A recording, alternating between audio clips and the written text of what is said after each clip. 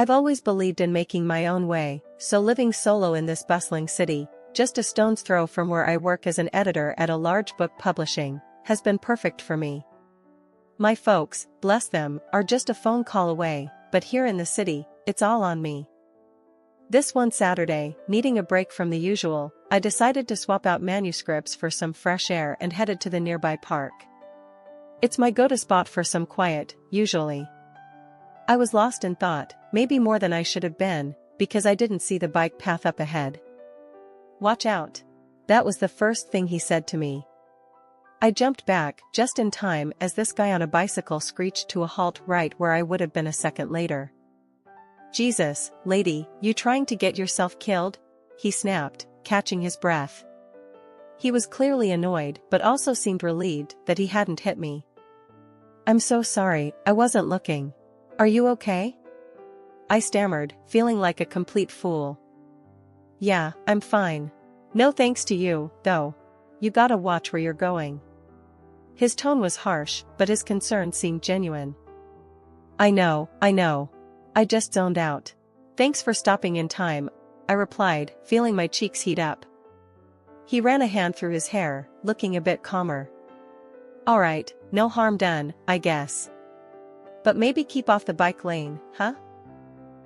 "Deal," I said, managing a small smile. "I'm Jenna, by the way." "Tom," he said, offering a hand, which I shook. "So, Jenna, always this distracted, or is it just my lucky day?" "Only on Saturdays," I quipped back, feeling a bit more at ease. We both laughed, and somehow, that awkward start turned into coffee at the nearby cafe. Turns out, Tom worked at a car sales company. He was straightforward, kind of blunt, but funny. We talked about everything, from books, which he admitted he didn't read much of, to cars, which I knew nothing about. It was easy, simple conversation, the kind where you suddenly realize hours have passed. "Didn't think I'd end up spending my afternoon with the woman who almost wrecked my bike," Tom said as we stood up to leave.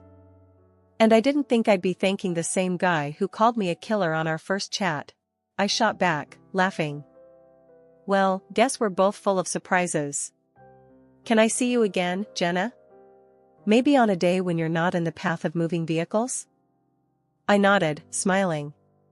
"I think I can arrange that."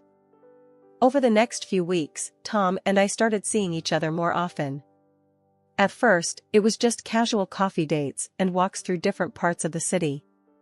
He had a rough way of talking, but it grew on me, felt real and down to earth. Before I knew it, these friendly meetups turned into late-night talks, dinners at places that became our spots, and slow, revealing conversations about our lives. There was something about Tom that felt familiar and exciting at the same time. I was drawn to his blunt charm, and from those ordinary meetings, an affair began. The more things progressed with Tom, the more inevitable it became that I'd meet his folks. They lived in the suburbs, a nice big house with a yard and all. Tom had warned me his mom was a bit traditional, but I wasn't prepared for just how much. We pulled up to their house, and right from the start, it was clear his parents had been eagerly waiting for us. His mom, a robust lady with a warm smile, welcomed us at the door, enveloping Tom in a big hug and giving me a once-over that felt a bit too long. "Jenna, dear, it's so nice to finally meet you. Tom has told us so much about you," she said, pulling me into a hug that felt more like she was trying to figure out my dress size than welcome me. "Thanks, Mrs. Harper, it's great to meet you too," I replied, trying to match her warmth. We sat down in the living room, and Mrs. Harper wasted no time diving into the conversation. "So, Jenna, Tom tells us you work at a publishing house. That must be exciting, handling books all day." "It is, Mrs. Harper. I love my job. It's fulfilling to be part of the creative process," I said, glancing at Tom, hoping he'd help steer the conversation. "That's nice, dear. But you know, once you two settle down, you'll need to think about what's really important. Family should come first, and a woman's touch in the home is irreplaceable," she said, not missing a beat. Tom's dad, who had been quietly observing the exchange, chimed in with a nod. "Absolutely. A stable home is the foundation of a good life. Right, son?" Tom shifted uncomfortably but managed a nod. Yeah, Mom, Jenna's really great at managing her time though. She's pretty organized and sharp. Well, of course, but managing a home is different, you know. It's a full-time commitment, his mom countered, fixing her gaze on me like she was trying to solve a puzzle. I cleared my throat, feeling the need to defend my position. I believe it's possible to balance both, Mrs. Harper. I think a modern family can have two working parents. It's all about teamwork, isn't it? Mrs. Harper smiled, but it didn't quite reach her eyes. Oh, dear, that's a nice thought. But in reality, children need their mother. And a house needs a woman's touch, not just a quick sweep. The conversation drifted to other things, but the seed had been planted. Dinner was served, and it was like sitting in a minefield. Every compliment about the food felt like a veiled suggestion for me to take notes. Jenna, do you cook often? Mrs. Harper asked as she served a perfectly roasted chicken. Sometimes, when I can. Work keeps me pretty busy, I replied, trying to keep it light. Ah, well, you'll find great satisfaction in keeping your family fed and your house in order. There's a rhythm to it that's quite fulfilling, she explained, passing the mashed potatoes like she was handing down wisdom. Tom kicked me under the table lightly, a silent signal to not get riled up. I just smiled, sipping my wine a bit more than usual, thinking about how this dinner was more an interview than a meal. Tom and I decided to tie the knot after a year of dating. Despite the reservations I had from meeting his parents, love, as they say, makes you hopeful. We planned a modest wedding, just close family and friends, nothing fancy, just how we both wanted it, or so I thought. The wedding day was a blur of smiles, flowers, and a small crowd of well-wishers at a local community hall we'd booked. It was quaint, draped in simple decorations, and there was an air of excitement, or maybe that was just my nerves. The ceremony was short and sweet. We exchanged vows, rings, and a kiss that sealed the deal. Everyone clapped, and it felt right, at that moment at least. At the reception, while we were munching on finger food, Tom leaned over and said, "So, I was thinking about our next steps, about moving into a bigger place." I nodded, munching on a celery stick. Sure, we talked about needing more space. What did you find? There's this great apartment, bigger and really nice. It's actually near where I grew up, he added, watching my reaction closely. Near your parents? I asked, trying not to sound too concerned. Yeah, it's convenient, and Mom and Dad would be thrilled to have us close by. Plus, Dad mentioned he could help us out with the rent for a bit. I paused, thinking about the constant visits from his mom I'd have to endure. That's generous. But, Tom, you know how I value our independence. I don't want to feel like we're not on our own. Tom squeezed my hand. I get it, Jenna, but think about it. It's a good financial move, and it'll be nice to have family nearby, you know, for when we decide to start our own. I wasn't convinced, but decided to give it a shot. Okay, we can try it. But if it feels too crowded, we need to reconsider, alright? Deal. Tom smiled, and we went back to entertaining our guests. Moving in was a hassle. The apartment was indeed spacious and had a lovely view of a nearby park, but it was also a 40-minute drive from my work, which added to my daily commute. Tom's parents, true to form, were over often. His mom came by with housewarming gifts, which were really just ways to imprint her taste on our decor. Jenna, dear, I brought you some nice curtains, much better than those drab ones you picked out, she said one afternoon, holding up a garish set of floral curtains. Thanks, Mrs. Harper, but I actually like the ones we have. I tried to keep my tone light. Oh, but these will brighten up the living room so much more, she insisted, already walking over to change them. The tension was palpable each time she visited, and I felt like I was walking on eggshells in my own home. Tom did his best to mediate, but it was clear that his idea of close to family and mine were worlds apart. Over time, the topic of how we should live our lives began cropping up more frequently. Tom increasingly expressed his preference for traditional family roles. Jen, think about it. You managing the home, me bringing in the cash, it just makes sense. He'd argue, his voice firm as if that settled the matter. But look at this, I'd respond, pulling up our budget on my laptop. 2 incomes, especially now with everything that's going on, pandemics, economic dips, it just makes more sense. We're more secure this way. Tom would shake his head, clearly frustrated. That's not how a family should work.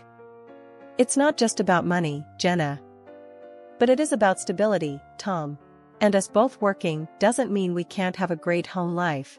I tried to reason, but it felt like talking to a wall. Meanwhile, Mrs. Harper practically turned our apartment into her second home. She was over all the time, and every visit felt like an inspection. Jenna, you're not thinking of staying in that job forever, are you? She'd start as soon as she walked in. I'd barely have my coat off, and there she was, questioning my life choices.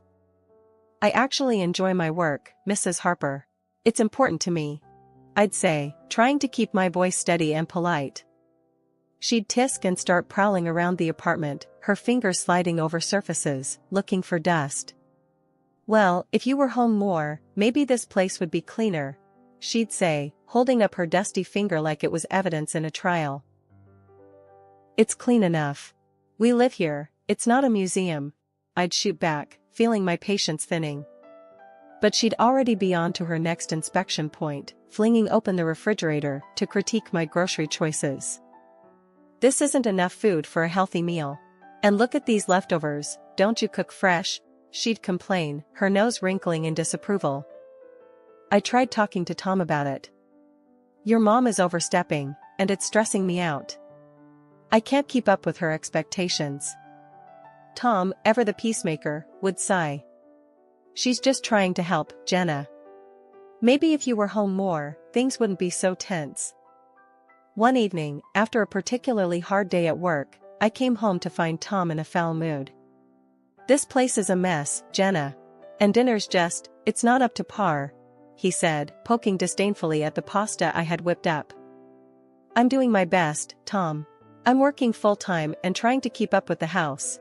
But it's never good enough for you, or your mom, I snapped, frustration boiling over. Well, maybe if you weren't trying to do both, you'd actually do one right, he shot back, his words sharp and cutting. I was taken aback. Are you saying I need to choose between my job and our home? If you can't handle both, then yes. Maybe you should just be a housewife. Honestly, if things don't change, I don't see how this can work out, he threatened, his tone cold and serious. I felt a chill run down my spine. The man I loved was giving me an ultimatum that felt like a noose tightening around my neck. Be a housewife or bust. It was clear that the life I had built, my career, my independence, was slipping through my fingers the more I tried to cling to it.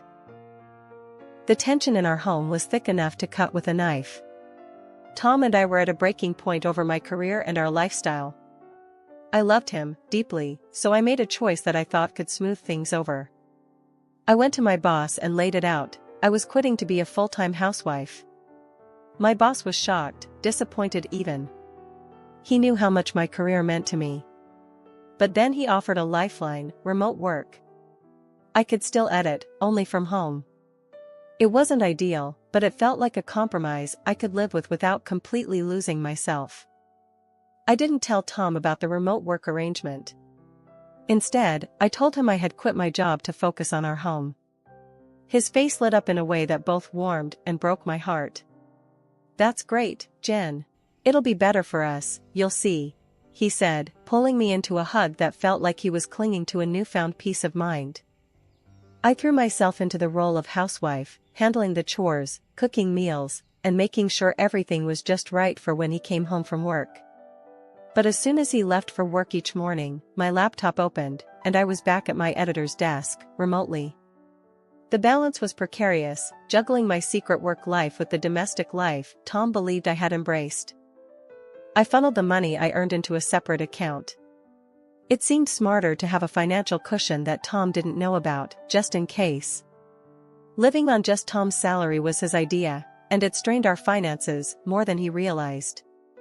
Just 3 months in, the cracks began to show. We're running low on everything, Tom. We need to rethink our budget. I approached the topic one evening, hoping for a rational conversation. What are you talking about? You're just not managing our money right. You need to cut back on spending. He snapped back, frustration lacing his words. His words stung. I hadn't bought anything for myself in ages, always hunting for deals and scrimping wherever I could. I've been as frugal as possible. It's not enough, I insisted, my voice tight with hurt. The next day, as if on cue, Mrs. Harper showed up at our door. Tom told me you're having trouble with the budget. Let me show you how to shop properly, she declared, her tone brooking no argument. The following days were a crash course in extreme penny pinching. She dragged me to the store, pointing out the cheapest items, many of which were of questionable quality. These are what you should be buying, Jenna. None of that fancy stuff, she instructed, her voice harsh as if I was a wayward child. She even showed me how to dilute dish soap to make it last longer, her eyes sharp. You'll learn to make do with less. It's good for you, she said, nodding to herself more than to me. Every receipt was scrutinized, every expenditure questioned. Why did you buy this? You don't need to be traveling around when there's work to be done here, she scolded when she saw a bus ticket stub. It was more than just saving money, it felt demeaning, like I was under constant surveillance. Living this way, under the strict rules dictated by Tom and enforced by his mother, was stifling. One afternoon, I locked myself in the bedroom and called my mom.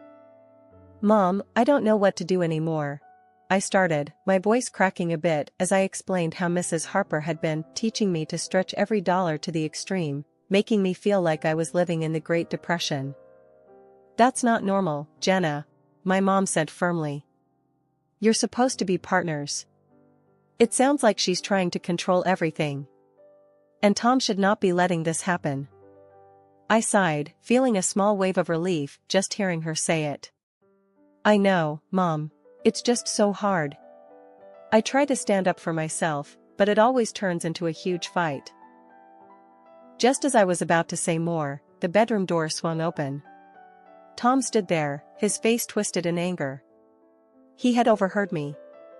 Without a word, he marched over, grabbed the phone from my hand, and ended the call. A wife shouldn't be complaining about her husband and mother-in-law like some kind of traitor, he snapped, his voice cold and harsh. I was stunned. Tom, I was talking to my mom. I needed someone to talk to. That doesn't give you the right to badmouth us. Especially not to your mother, he retorted, his eyes narrowing.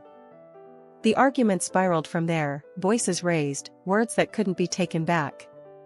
In a huff, Tom stormed out, slamming the door behind him. He was gone for the rest of the day, leaving me alone with my thoughts, which were a tangled mess of sadness and frustration. It was well past midnight when I heard the key turn in the lock. Tom stumbled in, reeking of alcohol. His usual stern demeanor was replaced by a sloppy, cruel drunkenness. I should have listened to my mom. She warned me about marrying someone like you. He slurred, his words like daggers. I stood up, my own anger rising. Tom, you're a grown man. Stop letting your mother run our lives. You don't need her approval for every little thing. That seemed to set him off even more. If you're so unhappy, why don't you just leave?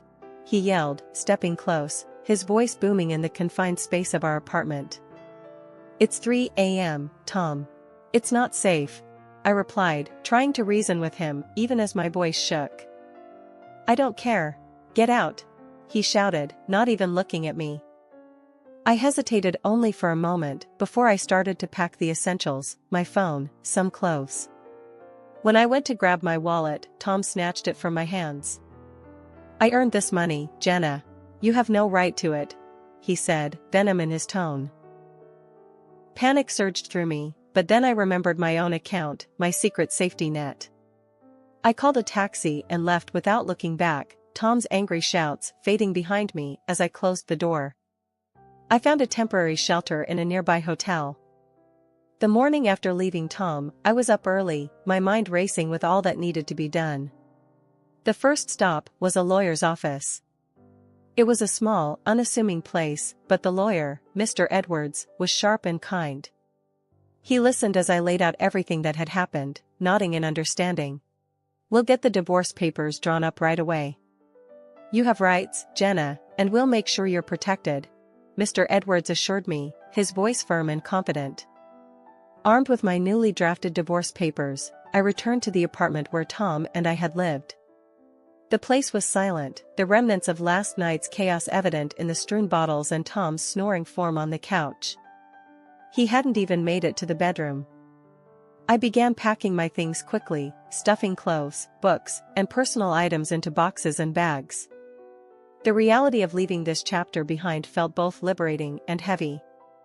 As I zipped up the last suitcase, Tom stirred on the couch. "Jenna? Hey, can you grab me a beer?" he mumbled, still half asleep, not even noticing the suitcases. Instead of a beer, I placed the divorce papers on the coffee table in front of him. "Here's what I can give you," I said, my voice steady. Tom blinked, slowly coming to. He picked up the papers, scanning them, a smirk appearing on his face. "What's this? You're serious? Come on, Jen. You'll come back. Just say sorry to me and my mom, promise to follow the rules, and we can forget all this." I couldn't help but laugh, a short, bitter sound. "No, Tom. I'm not coming back. Not now, not ever. This is goodbye." I left the apartment, the door closing behind me with a click that sounded like the locking of my past. I moved into a rented apartment that afternoon, a small place, but mine alone. Returning to work full-time at the office felt like stepping back into a world where I was in control. The familiar buzz of the office, the clack of keyboards, and the scent of coffee brewing, everything reminded me why I loved my job. I also reconnected with my friends and my parents, rebuilding the bridges that had been strained during my turbulent marriage.